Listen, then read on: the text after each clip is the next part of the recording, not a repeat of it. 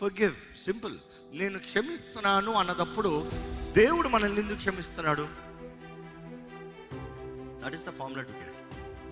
దేవుడు మనల్ని ఎందుకు క్షమిస్తున్నాడు? Why does God forgive us?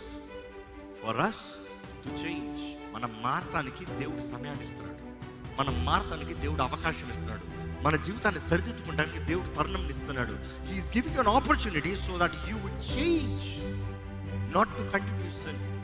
అందుకనే ఒక్కసారి నేను, దేవా నన్ను క్షమించు, నన్ను క్షమించు, నన్ను క్షమించు అంటూ చేసిన పాపమే చేస్తా ఉన్నవాడికి క్షమాపణ ఉందా? లేదని దేవుడు వాటిని చేస్తాడు.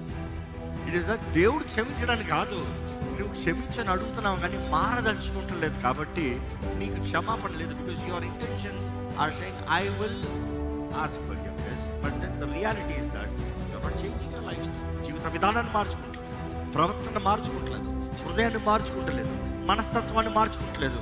క్షమాపణ